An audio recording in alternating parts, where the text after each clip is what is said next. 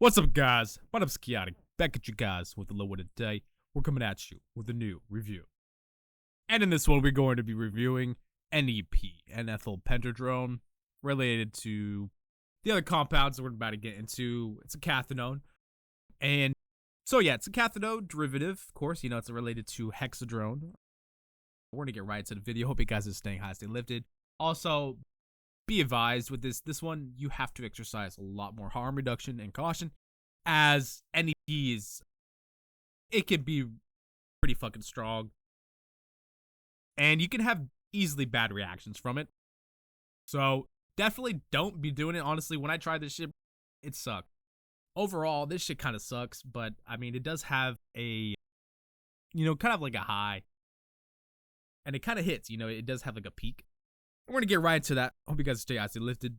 And most importantly, smoke it up. Let me know what you guys are on. So let's get right into the video here. So, N-ethyl pentadrone,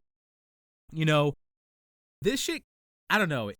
For like a functional stim, definitely not a functional stim. This is like a purely recreational stimulant.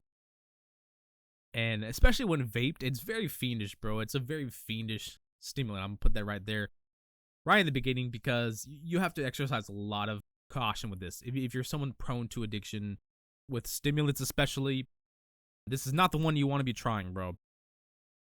And the last time I tried it was like a few months ago. I've just been sitting on this video.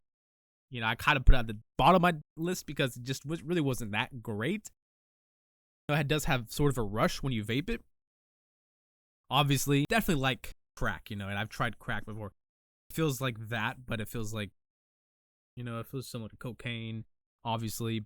Similar to that kind of rush that you get from that. And honestly, very uncomfortable. It has a lot of side effects, a lot of bad effects.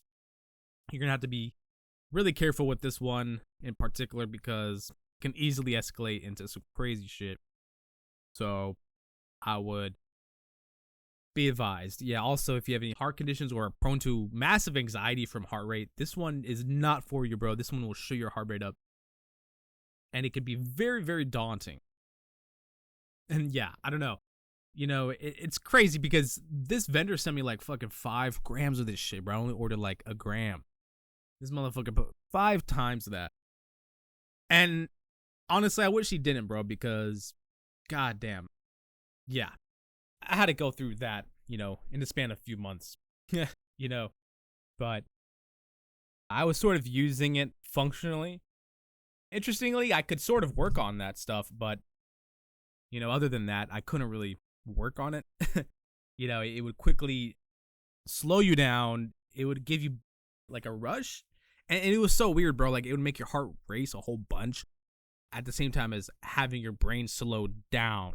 And it felt like it was hard to focus. And that was the weirdest part, bro. That was the craziest fucking part. Because it just, I don't know. When something like affects your heart rate that much and it brings your heart rate up a fuck ton and it still slows you down in a way, it's pretty fucking weird of a feeling, bro. It just doesn't feel like it's right. It doesn't make any sense. But yeah, very, very similar to like crack and coke, like rush. And it also numbed your mouth a little bit too, the powder. So it had that numbing effect as well. And I guess other NDRIs, it's a SNDRI. It does have serotonin action for sure because you would feel a bit of like a roll feeling, but not really, very, very slightly. It was like a cathinone roll feeling, if you know what I mean, but it felt like that, not like an amphetamine kind of roll feeling. There's a little bit of a difference between both of those classic compounds. Very similar indeed, but there's a little bit of a difference you can tell. But also very, very neurotoxic. Very, very bad for your dopamine, bro. Honestly, don't even be abusing this shit. Don't even be using NEP at all. I would stay clear away from this shit. And yeah, if you do use it, I expect a few months of recovery from NEP because it's very fiendish. The redosing is there. It's going to make you want to redose a bunch. And the high only lasts like 3 to 4 hours if you're vaping it. It probably lasts a little bit longer if you're snorting it, probably up to 4 hours. But it's not a long acting cathinone. It's like 4 to 6 hours, maybe at most. Generally, it trails off after 4 hours. So yeah, not a long acting stimulant. Definitely not one that's a functional stimulant. Not a focus stimulant.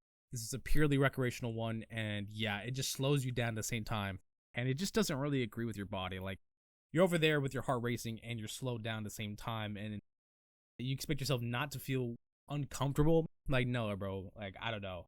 The dopamine and like the adrenaline, I don't know, the norepinephrine action of that drug is way too out of like fucking balance, bro. I just don't understand how something could be sedating and still ramp your fucking norepinephrine up to the point where like your heart rate is going through the roof and you're over there trying to have a good high. Like, there's really just no way you can have a good high, like, especially if you have no tolerance and you just started this. Your heart, man, dude, it's gonna fucking race like a motherfucker. All right, so if you're putting anxiety, this is not the one you'd be doing, bro. If anything, you're gonna want to fucking use something to lessen the heart rate on this shit. I'm serious, because it's a problem. It's a very big problem, very big issue. It was a turnoff for me from this. I did not want to keep using it. After just like one vape, one dose, I really didn't want to keep redosing either. It just puts you in a really weird state.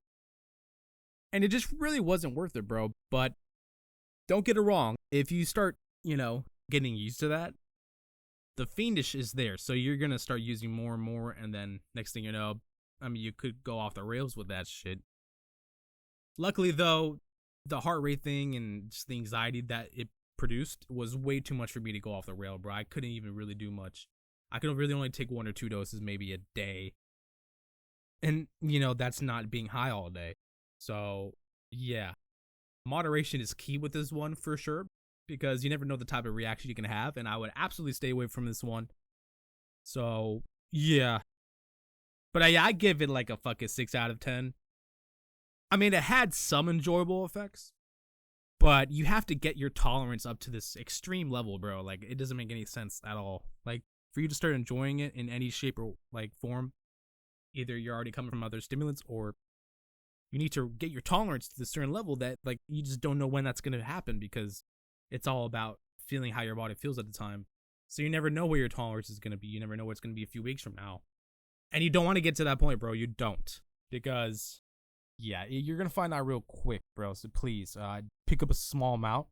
Pick up enough where you will run out and just, get through the crash, bro. Take L-tyrosine, take 5-HTP. It does heavily affect your serotonin as well, so it will heavily affect your mood.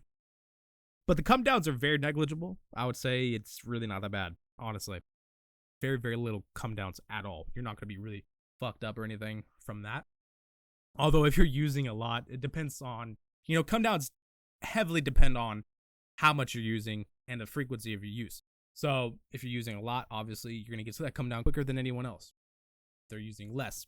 So watch out for that. But N-ethylpentadrone, I can't really condone, bro. I'm serious, because it just has way, way too many weird side effects, bro. It just does not feel good. It would really not be your cup of tea. Again, if you have anxiety, really, really can't stress that enough. That's why I keep saying that, because this one will lead to a panic attack quicker than pretty much every other stimulant that I've done. And not for the faint of heart, not for the one that literally has a weak heart. Just not a good drug, bro. Honestly, there's way better, more enjoyable compounds like the MMCs and even other bath salts, even, bro, because this one in particular really shoots your heart rate up. I've never encountered anything else like it, and I hope not to, bro, because it keeps me away from using it. It's just really, really fucking scary. Like, in other words, like, it's just really daunting. Like, it's gonna produce a lot of anxiety throughout the high. It's just not that fun. But I will say this, after an hour, the peak goes away and you're a little bit calm. You're kind of enjoying something there. But it's about the initial effects, bro. That's the whole thing for me, and probably other people. The initial effects really, really show you how the high is gonna go. And if the initial effects are that bad, you can only imagine where it's gonna go. So, but yeah, 6 out of 10 for me. Fuck it. Put down the comments if you guys enjoyed this compound. I haven't really enjoyed it, I'm gonna be honest. Just not a really good compound, bro. Not that good. There's better alternatives. And in fact, better alternatives in not doing these kind of stimulants. You don't want to be doing these stimulants, bro. stay on like caffeine, stay on the normal stimulants, bro. Pharmaceutical. But anyway, so hope you guys enjoyed this video. Hope you guys are staying high, stay lifted. Join my harm reduction substance Discord in the link down below and at the top of my channel. Also, consider joining as a member for my channel here. Support my videos for exclusive member videos as well as early access to videos. Well, I hope you guys enjoyed this video. Hope you guys stay high, stay lifted.